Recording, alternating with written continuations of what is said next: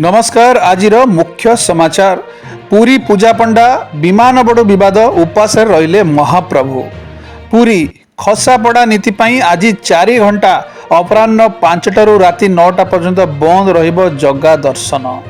कटक भुवनानंद ओडिशा यांत्रिक विद्यालय यात्रा तैयारी कले बैटेरी चालित कार अध घंटा चार्ज कले गड़ब 60 किलोमीटर। काउडिया सबुठी विपद। महानदी में भासीगले काउडिया निश्चित कोइल रे उल्टिला गाड़ी 10 श्रद्धालु आहत।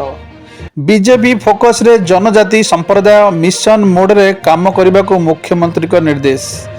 भुवनेश्वर विशाखापट्टनम स्टेशन रे कोरबा विशाखा एक्सप्रेस रे लागिला निया।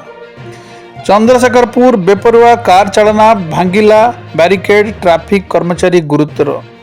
जोब्रा ब्यारेज रु महानदी को डेले महिला एससीबी रे मृत घोषणा कले डाक्तर।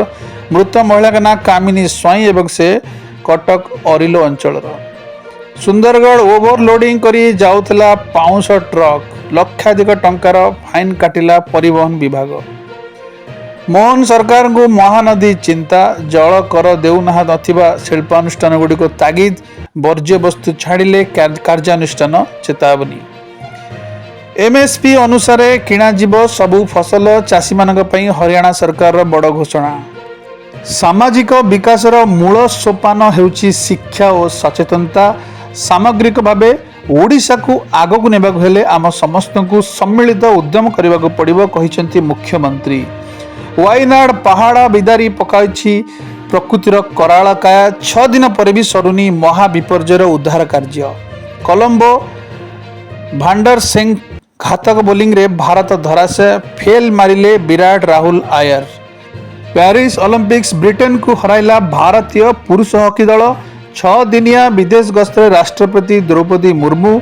मध्य प्रदेश मंदिरर कांथ भुशुड़ी 9 पिला मृत अनेक आहत। सहायता राशि घोषणा कले सरकार। सरकारी चाकरी संरक्षण को नहीं बांग्लादेश रे पुणी हिंसाकांड 72 मृत। पेरुट इस्राएल उपरे क्षेपणास्त्र माड़ आज आक्रमण करिपारे ईरान। 4 रु 1 देश स्कूल रे स्मार्टफोन व्यवहार उपरे रही कटकणा यूएन।